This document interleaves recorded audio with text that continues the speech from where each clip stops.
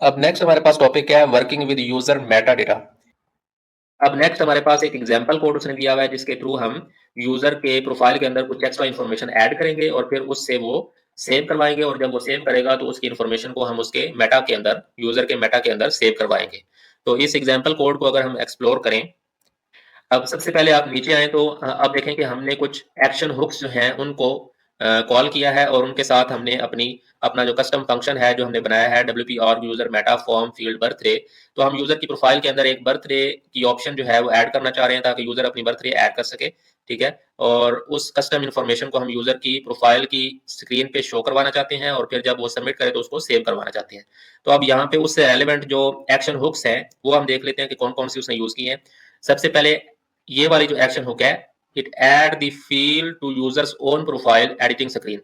तो ये वाली action hook show user profile, ये आपको याद होगा हमने पहले डिस्कस किया है कि जब यूजर अपनी प्रोफाइल को एडिट कर रहा होता है तो उस टाइम पे ये वाली हुक जो है ये कॉल होती है, और इसके साथ जो भी आप कस्टम फंक्शनैलिटी का जो कॉल बैक फंक्शन अटैच करेंगे, जिसके थ्रू हम वो कस्टम फील्ड जो है वो ऐड करवाएंगे, तो वो आप इस हुक के साथ अटैच कर देते हैं ताकि वो वाली फंक्शनैलिटी जो है वो इस पेज पे शो हो जाए। ये कॉल बैक फंक्शन क्या कर रहा है इसकी डिटेल को हम बाद में देखते हैं। फिर नेक्स्ट जो एक्शन हुक है एडिट यूजर प्रोफाइल। ये कब कॉल होता है कि जब आप किसी दूसरे यूजर की प्रोफाइल को एडिट कर रहे होते हैं, तो उस टाइम पे भी आपने वही सेम कॉल बैक फंक्शन जो है वो इसके साथ अटैच कर दिया है, ताकि अगर आप अपनी प्रोफाइल को एडिट कर रहे हो या आपके पास अगर कैपेबिलिटी है कि आप किसी दूसरे यूजर की प्रोफाइल को एडिट कर रहे हो, तो उन दोनों केसेस में ये वाली फॉर्म फील्ड जो है ये ऐड हो जाए उस स्क्रीन पे।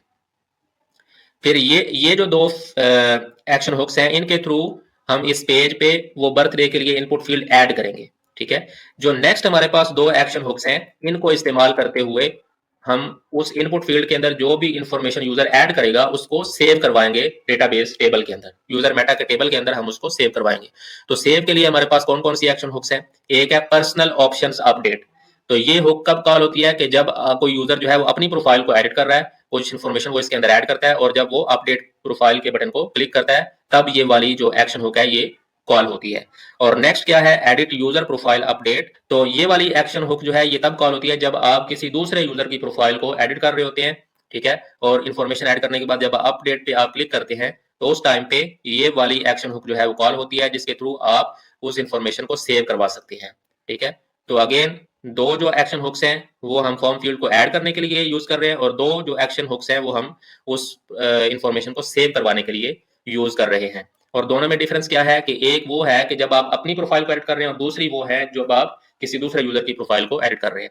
तो अब आप देखें कि एक तो हमें फॉर्म फील्ड को शो करवाने के लिए एक कॉल बैक फंक्शन हमने यहाँ पे ऐड किया हुआ है, और दूसरा हमने जब आप उस इंफॉर्मेशन को सेव करवाते हैं तो उस टाइम पे आपने एक कॉल बैक फंक्शन इसके साथ अटैच किया हुआ है। तो ये दोनों कॉल बैक फंक्शन सेम है और ये दोनों कॉल बैक फंक्शन सेम है, तो मीन्स कि हमें ये दो कॉल बैक फंक्शन जो है वो डिफाइन करने हैं। तो सबसे पहले तो हम अपने कोड के अंदर ये एक्शन हुक्स ऐड कर लेते हैं, कंट्रोल सी।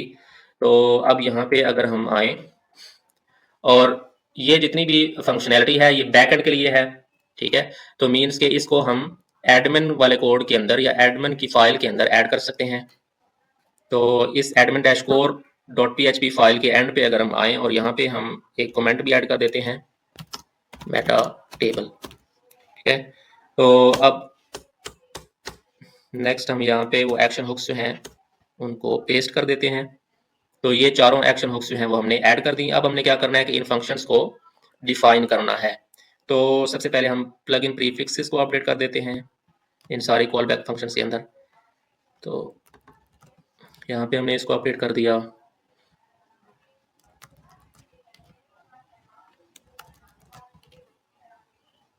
इसी तरह फोर्थ वन में इसको हम अपडेट कर देते हैं। तो अब हम इन दोनों फंक्शंस को डिफाइन करते हैं।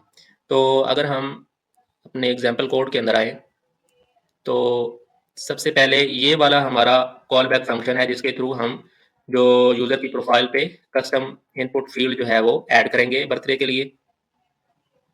तो इसको हम कॉपी करते हैं, कंट्रोल सी, और यहाँ पे टॉप पे हम इसको डिफाइन कर देते हैं। तो इस फंक्शन का जो नेम है वो भी हम अपडेट कर देते हैं। ये इस फंक्शन का नेम है, ये हमने इसको अपडेट कर दिया। और इस फंक्शन में ये जो कॉल बैक फंक्शन है, इस फंक्शन में हमें यूजर का जो करंट यूजर जो लॉग इन है उसकी इन्फॉर्मेशन जो है वो अवेलेबल होती है इस यूजर के वेरिएबल के अंदर। ठीक है। तो इस यूजर के वेरिएबल को इस्तेमाल करके हम उसकी जो करंट इंफॉर्मेशन है उसको गेट कर सकते हैं। तो यहाँ पे सिंपली हम क्या कर रहे हैं कि सबसे पहले हम एक h3 टैग ऐड कर रहे हैं जिसके अंदर हम एक सिंपल हमने टेक्स्ट लिखा हुआ है इट इज योर बर्थडे, जिसमें हम यूजर से बर्थडे गेट करेंगे। फिर हमने क्या किया कि एक टेबल डिफाइन किया हुआ है, ठीक है। अब टेबल डिफाइन करना चाहें वो आपकी मर्जी है, आप इस कोड को चेंज भी कर सकते हैं। जस्ट जो मेन इंपॉर्टेंट चीज है जो नोट करने वाली है, एक तो आपका लेबल है, ठीक है, और आपने यहाँ पे बता दिया कि आप बर्थडे जो है वो यूजर से गेट कर रहे हैं, और फिर आपकी ये इनपुट फील्ड है, ठीक है। तो ये दो चीजें हैं जो इम्पोर्टेंट है। बाकी इसका सारा HTML टैग्स हैं वो आप अगर यूज नहीं भी करना चाहते तो उसमें कोई इशू नहीं है। तो अब लेबल सिंपल हम इस इनपुट के लिए लेबल डिफाइन किया हुआ है, इसका नेम हमने बर्थडे रखा हुआ है और इसको आईडी भी बर्थडे दी हुई है, ठीक है।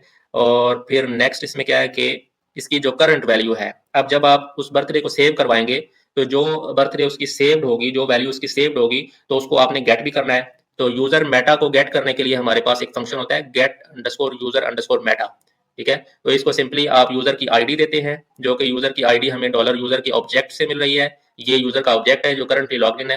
डैश आईडी के थ्रू हमने इस करंट यूजर की आईडी को गेट कर लिया। फिर नेक्स्ट हम उसकी की बताते हैं जो कि यूजर के मेटा के टेबल के अंदर सेव्ड होती है। यहाँ पे ये जो की है ये हमारा नेक्स्ट पैरामीटर है इसका। तो इसको की हमने दी हुई है बर्थडे की, जो कि हमारा एक्चुअल नेम है इस इनपुट फील्ड का। और फिर नेक्स्ट क्या है कि इसको हमने यूनिक का पैरामीटर ट्रू पास किया हुआ है, मींस के बर्थडे एक यूजर की एक ही हो सकती है, ठीक है। फिर नेक्स्ट इस इनपुट का टाइटल है, ठीक है। और फिर एक पैटर्न का एट्रीब्यूट आपने इसको दिया हुआ है कि इस बर्थडे के अंदर किस टाइप की वैल्यू जो है वो, या किस पैटर्न की वैल्यूज जो है वो अलाउड हैं, या किस पैटर्न की वैल्यूज ऐड की जा सकती हैं, और इस पैटर्न के अलावा अगर कोई वैल्यू होगी तो ये उसको अलाउ नहीं करेगा। फिर नेक्स्ट हमने एट्रीब्यूट इसको दे दिया कि ये इनपुट फील्ड जो है ये रिक्वायर्ड है। और फिर एंड पे हमने एक डिस्क्रिप्शन ऐड कर दिया है, please enter your birthday date. तो अभी इस हालत में अगर हम अपने इस कोड को सेव करें Ctrl+S और अपने डैशबोर्ड के अंदर जाएं और अपनी प्रोफाइल को एडिट करें, तो अब आप देखें हमारे पास एक कस्टम जो इनपुट फील्ड है वो बर्थडे के लिए ऐड हो चुकी है। तो यहाँ पे सिंपली इसका लेबल आ रहा है, ठीक है। और यहाँ पे यहाँ से यूजर जो है वो अपनी बर्थडे को सिलेक्ट कर सकता है, और ये उसके नीचे डिस्क्रिप्शन आ रही है। और जब वो सेव करेगा तो सेव वाली एक्शन जो है वो फायर होगी, उसका कोड अभी हमने डिफाइन करना है। तो अब हम जो नेक्स्ट कॉल बैक फंक्शन है जिसके थ्रू हम अपने डेटा को सेव करवा रहे हैं, तो इसको हम कॉपी कर लेते हैं Ctrl+C। आप इनके कमेंट्स को भी कॉपी कर सकते हैं Ctrl+C, और यहाँ पे इसके नीचे हम इसकी जो सेव वाला कॉल बैक फंक्शन है इसको डिफाइन कर लेते हैं, और इसका जो नेम है वो भी हमने अपडेट करना है। तो हमारी जो सेव वाली एक्शन होगा उसका कॉल बैक फंक्शन का ये नेम है, इसको हम कॉपी कर लिया और अपने फंक्शन के जो नेम है उसको अपडेट कर देते हैं। तो ये हमने इसका नेम अपडेट कर दिया। अब ये जो कॉल बैक फंक्शन है इसके अंदर हमें यूजर आईडी जो है वो एक्सेसिबल होती है। अब ये आपको कैसे पता चलेगा कि इस कॉल बैक फंक्शन के अंदर मुझे कौन सा डेटा अवेलेबल है? तो उसका तरीका ये होता है कि आप इस एक्शन हुक को सर्च करते हैं, ठीक है। जो भी एक्शन हुक आप यूज कर रहे हैं उसको आप सर्च करते हैं और उसकी डिटेल्स को आप देखते हैं, जैसे हम पिछली वीडियोस के अंदर डिटेल के अंदर देख रहे हैं कि कौन सा फंक्शन जो है वो कौन कौन से पैरामीटर्स को एक्सेप्ट करता है।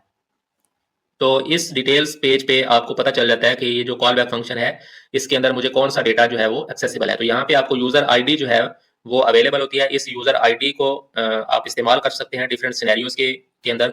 तो यहाँ पे हम क्या कर रहे हैं कि हम user update user underscore Meta के फंक्शन को कॉल करते हैं, ठीक है। और इसको हम यूजर आईडी देते हैं कि किस यूजर का आपने मेटा सेव करना है। फिर हम बताते हैं कि उसकी जो की है वो क्या होगी, और फिर हम एक्चुअल वैल्यू बताते हैं कि उस जो वैल्यू आपने उस टेबल के अंदर सेव करनी है। तो चूंकि हमने प्रोफाइल वाले फॉर्म को सबमिट करते हैं तो उस केस में वो फॉर्म सबमिट होता है। तो जब भी फॉर्म सबमिट होता है तो उसकी वैल्यूज हमें $_पोस्ट के वेरिएबल के अंदर अवेलेबल होती हैं, इस अरे के अंदर। और इस अरे के अंदर ये जो बर्थडे है, ये जो की जिसके थ्रू आप इसकी वैल्यू को गेट कर रहे हैं, ये वो वाली होती है जो आपने इस इनपुट का नेम डिफाइन किया होता है, ठीक है। तो अगर आप इसकी वैल्यू को यहाँ पे नेम अगर आपने कोई डिफरेंट किया हुआ है तो आपने फिर यहाँ पे $_पोस्ट के की भी आपने वही रखनी है जो आपने उस इनपुट का नेम डिफाइन किया होता है, ठीक है। तो ये तो वो फंक्शन है जो आपको इसको सेव कर देगा, ठीक है। और फिर ये जो चीज है ये हम एक एक्स्ट्रा चेक इसमें लगा रहे हैं कि हम ये इसको कैपेबिलिटी को चेक कर रहे हैं कि if current user can edit user, ठीक है। तो अगर तो जो करंट यूजर जो लॉग्ड इन है वो अगर तो इस यूजर को एडिट कर सकता है तो सिर्फ उस केस में हम इसको अपडेट करने देंगे, अदरवाइज हम इसको यहीं से रिटर्न करवा देंगे, ठीक है। तो current user can edit underscore user की कैपेबिलिटी को हम चेक कर रहे हैं, ठीक है, इस कैपेबिलिटी को हमने इसको पास किया और करंट यूजर आईडी को हमने इसको पास किया। तो ये जो फंक्शन है ये दो पैरामीटर्स एक्सेप्ट करता है, एक कि आप किस कैपेबिलिटी को चेक करना चाह रहे हैं और फिर जो करंट यूजर है उसकी आईडी कौन सी है जिसकी आप कैपेबिलिटी को चेक करना चाह रहे हैं। तो ये सिंपली आपको ट्रू और फॉल्स रिटर्न करता है। अगर तो ये करंट यूजर इस यूजर को एड कर सकता है तो इट मीन्स कि ये आपको ट्रू रिटर्न करेगा, और अगर ये यूजर इसको एडिट नहीं कर सकता तो आपको फॉल्स रिटर्न होगा।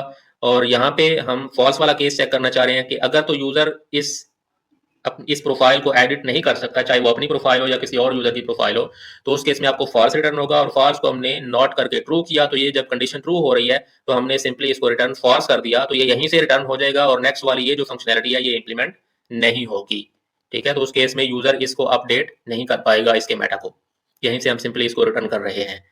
ठीक है, तो अगर वो यूजर इसको एडिट कर सकता है तो नेक्स्ट हमने इसको इस फंक्शन का जो भी रिस्पॉन्स आता है इसको हम यहीं से रिटर्न करवा रहे हैं। अगर तो ये सक्सेसफुली अपडेट हो जाता है तो उस केस में आपको ट्रू रिटर्न होगा, और अगर यहाँ पे ये कैपेबिलिटी का इशू आता है तो उस केस में आपको फॉल्स रिटर्न होगा, या अगर यहाँ पे इस फंक्शन को रन होने में कोई इशू आता है तो तब भी आपको फॉल्स रिटर्न होगा, या अगर आपने ये जो वैल्यूज सबमिट की है ये सेम है जो ऑलरेडी उसके अंदर एग्जिस्ट करती है तब भी आपको फॉल्स रिटर्न हो जाता है। तो ये था हमारा सेव वाला फंक्शन, कॉल बैक फंक्शन। तो इसको अगर हम सेव करें और इसको टेस्ट करें, तो अगर हम अपने प्रोफाइल पेज पे जाएं और इसको हम रिफ्रेश करते हैं और यहाँ पे लेट्स से हम कोई रैंडम बर्थडे वैल्यू जो है वो ऐड कर देते हैं, और अगर हम इसको अपडेट करें तो अब देखें हमारी जो बर्थडे वैल्यू है वो इसके अंदर सेव्ड हो चुकी है।